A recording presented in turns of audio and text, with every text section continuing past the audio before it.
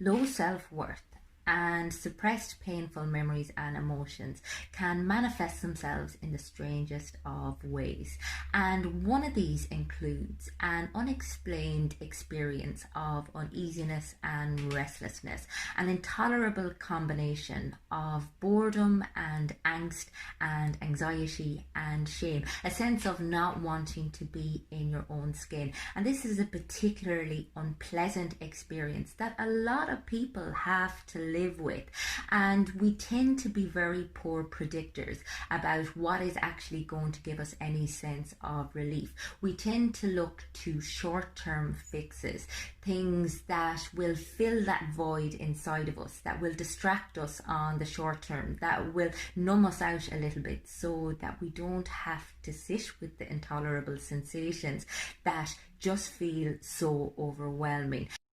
And unfortunately, a lot of the choices that we make in an attempt to give ourselves some level of respite from the sensations that we're experiencing that are so uncomfortable do give us a kind of a short-term pleasure. They do give us a little bit of distraction, and as a consequence we assume that they are successful. However, oftentimes they have long-term negative impacts for our overall well-being, and ultimately they don't deal with the root cause of our unhappiness and our dissatisfaction. And these include things like addictive behaviors such as overeating, drugs, alcohol, pornography, online shopping, but also distracting ourselves with unhealthy coping mechanisms, ways of engaging with people, ways of engaging with our relationships, or indeed just obsessing over things which are of very little consequence to what is going to give us a sense of meaning and fulfillment in life. So we tend to obsess over external things that we would like to exert control over: how we look, other people, what our career prospects are, how much money we have. And again, we're just taking ourselves further and further away from resolving the issue, which is that sense of self-loathing and a lack of acceptance and an inability to regulate strong and intense emotional experiences.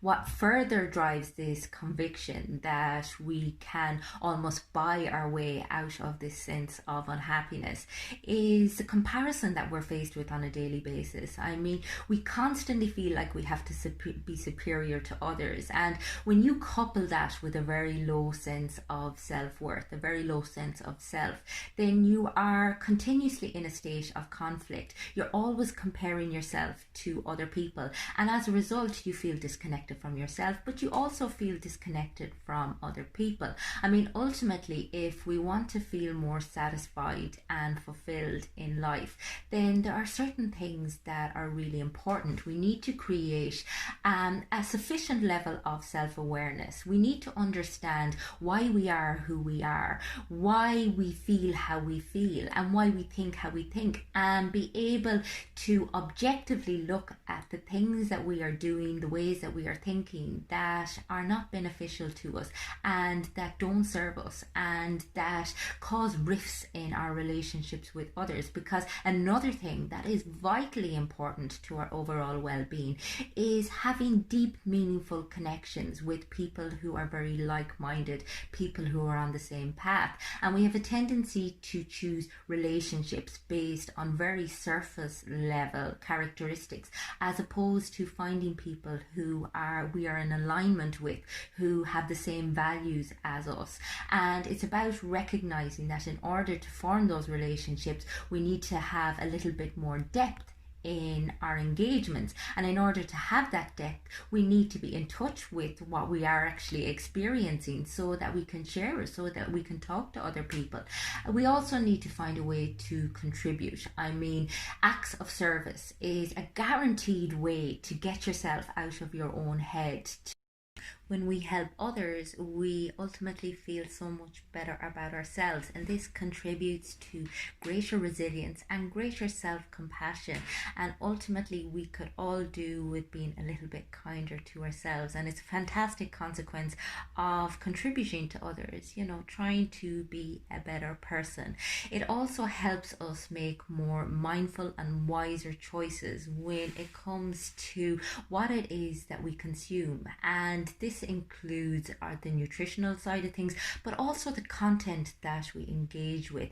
We have a tendency to be drawn towards stuff that really makes us feel pretty negatively about ourselves. We're always comparing ourselves negatively to others, or indeed we're trying to make ourselves superior, and we fixate a lot on our flaws, on what we perceive as being our inadequacies. And again, this isn't a particularly kind place to live in, but it's recognizing that this is often driven by a sense of insecurity and uncertainty.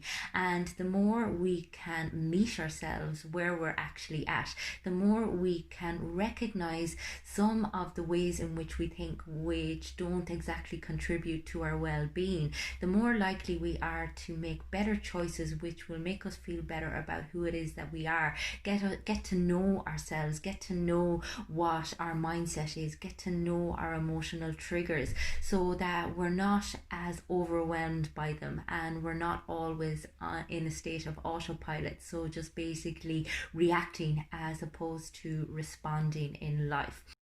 And as we build a greater level of self-awareness, self-acceptance, and increase our levels of self-worth and self-compassion, we finally realize that we are capable of sitting into that void instead of what we've been doing our entire lives, which is running from it or trying to push something down on top of it so that it's no longer in existence.